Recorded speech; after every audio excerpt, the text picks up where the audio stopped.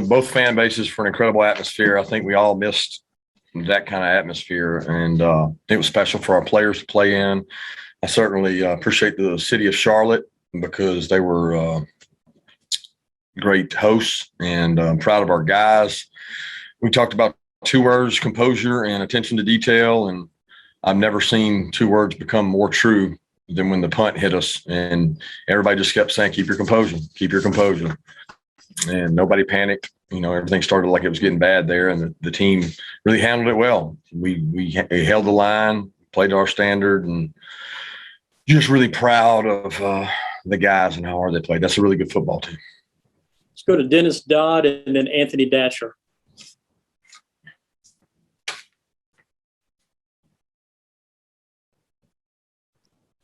Dennis, you're on mute, buddy.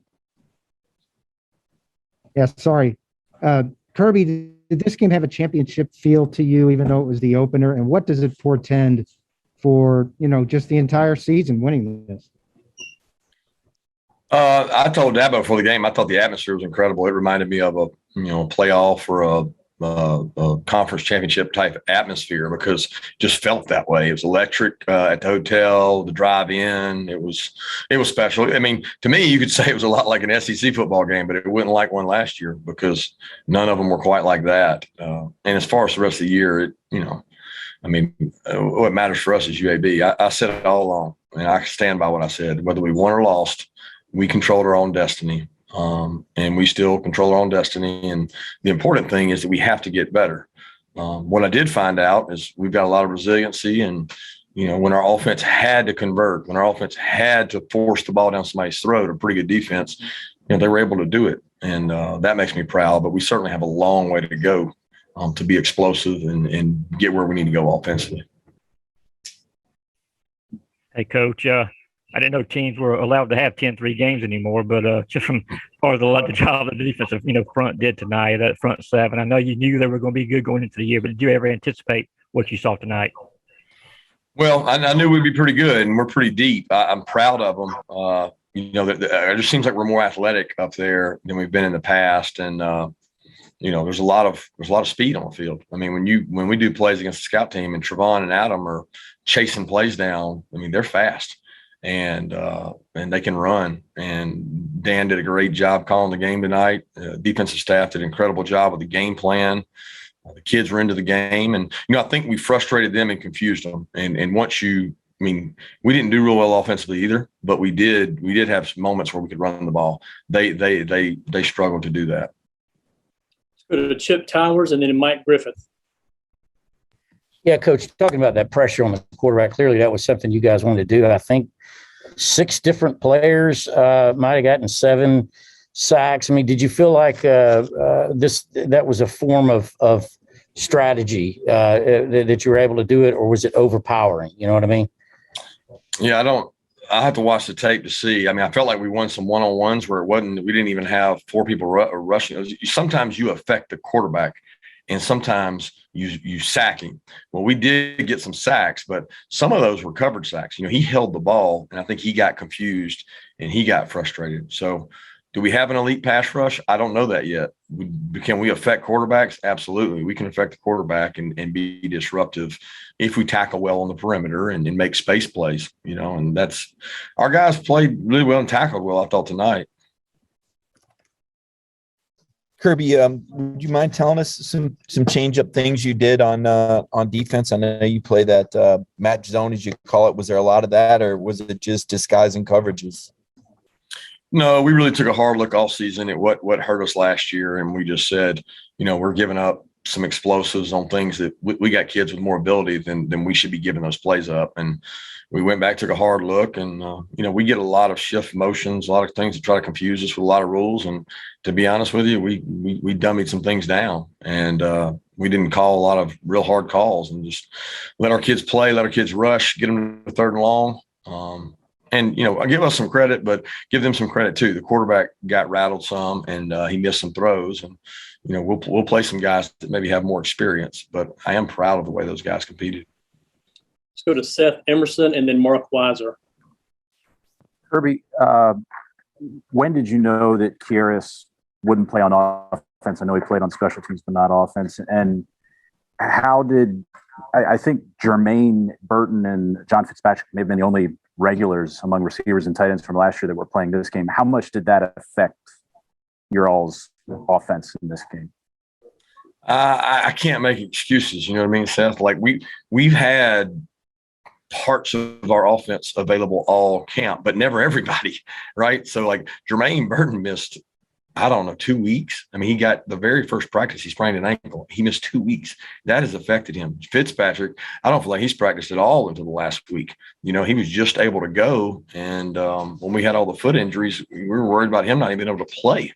So we're fortunate to get him in. Kieras we didn't know Kieras was going to be able to go or not. I mean, Kieras is cleared to go. He's just not himself yet. He would argue he's, 85, 90%. And we felt like he gave us the best chance on punt return in terms of confidence. And in this kind of game, this kind of atmosphere, we trusted his experience. But he's not 100% on punt return. So when you add all that up, it's just there's a lot of parts missing. But I'm not using that as a crutch or an excuse. We got good players out there. And they got a good defense. And they played some soft zone and they didn't give us a lot of shots. I'm interested to watch the tape and see how they controlled the run game as well as they did with some off coverage, some soft split safety stuff. Kirby, obviously, Christopher Smith had the big pick six, but you played a lot of guys back there in the secondary that really hadn't seen too many snaps for Georgia, besides Lewis maybe and Darian at Clemson. How do you think those guys held up? Obviously, the scoreboard looks good. I thought the corners did good. We asked them to play some man. They played some man. I didn't think we found the ball well. We got to get a little more confidence with our back to the ball. I didn't, the two PIs on Keeley, I think he'll get better. He's a talented player. Mir had one that, I don't know. I have to watch it and see. I thought he did a good job playing it, but I'm proud of the secondary because they've worked really hard. All you guys have talked about is the secondary for so long, and we're very thin. And there were times that me and Chris had the long run back. We've got to create some depth in the secondary. We got to stay healthy, and that scares me because we're not as deep as we used to be. Let's go to Dean Legge and then Pat Forty.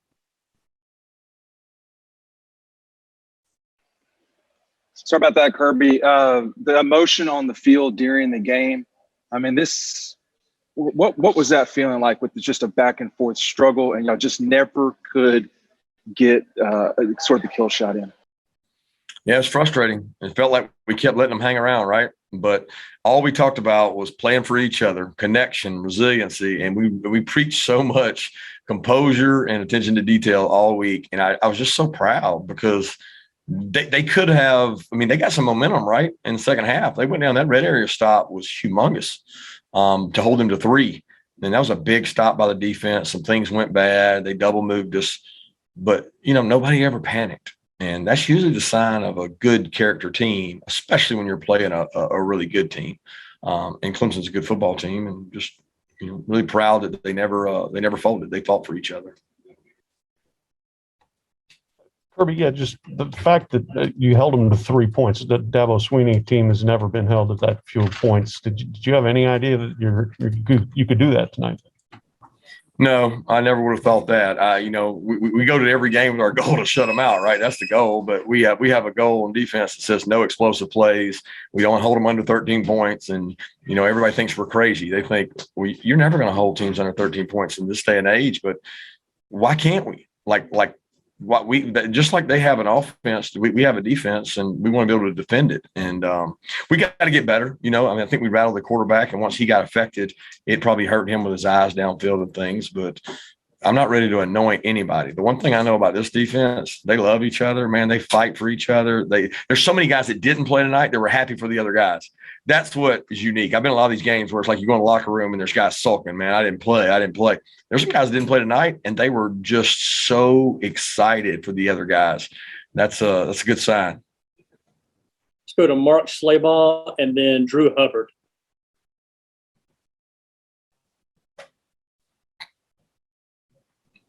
Mark, do you have a question? You're on mute, Mark. Okay, Drew Hubbard, go ahead. Hey, Kirby, JT just talked a lot about finding the check down and short passes. Was that something that you expected coming to this game, looking at Clemson's film? I don't know if I expected it. I thought they might play us a little different defensively, and young wideouts. I thought we'd see a lot of press and get up on us, and I thought we'd be able to take some shots. They didn't do that. They played a little bit softer and gave us some underneath stuff, and we just never could hit an explosive on them. I hate it because to be elite, we've got to hit some explosives, and we got to get to work on that. David Pascal and then Jeff Schultz. Kirby, I was involved. I covered those games that you had, the Bama LSU games 10 years ago in Tuscaloosa and New Orleans, and this kind of had that throwback feel to it. In this day and age where people want you to win 45-35, how much do you personally, with your defensive background, enjoy a game like this? I enjoy winning. People got me mistaken. That game tonight was nothing like that game. They were in two-back, ISO, hitting linebackers. I mean, that was a spread, throw it out, motion, dink, throw a flare out. When we played Alabama LSU, it was headbutt time, and that was not that kind of game. Now, I agree with you. The score turned out that way in the back and forth. It was two elite defenses going at each other. But let's be honest, guys. In the start of a season, I've always felt defense is ahead of offense. When you go to the first scrimmage, defense is ahead of offense. It's that way probably across the country. I saw some games today. I saw one game 0-0 or whatever it was at half. I mean, they tend to create an identity and start figuring things out. And as the year goes on, defenses usually don't tackle as well and numbers go up. So right now, I think both Clemson and Georgia's defense are pretty good. Let's go to Jake Rowe. Kirby, coaches talk a lot about winning games when things don't go well. And obviously you guys gutted that out today. Could you just tell me what you learned about your team today? And also, when was the last time you jumped up on a bench after the game to cheer with the crowd? I was nervous about that jump, Jeff. I said, if I slip, this will be on every camera in America, and it'll be on ESPN top 10 or not top 10. I thought that went through my mind.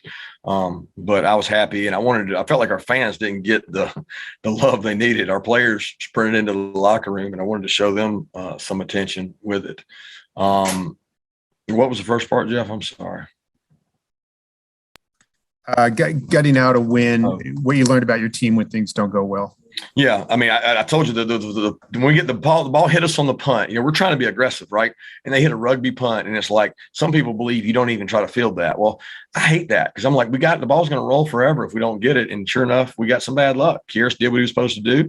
Kendall was blocking his tail off, and you get bad luck, and things don't go well. Offense didn't play perfect, right? Gave up some sacks, had some untimely penalties, but we did move the ball. We just weren't explosive, and we did not play our best, but we played a really good team. Most teams, you come out and play a team like that right off the get-go, it's tough on you. It's tough sledding. What I found out is that when we got to go 4 minute and we got to grind out first downs, we got a really good physical football team, but we got to score points because defense is hard to play now.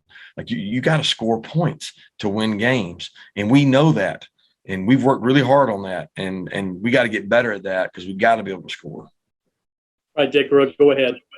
Kirby, I've asked you about this before, but you look around that defense and guys like Chris Smith, Amir Speed, Latavius Brini, even Jalen Johnson on offense. You got guys that go 2 or 3 years without really making huge contributions on their side of the ball, but then they show up in a game like this. What does that say about your development and kind of how these guys stuck to it?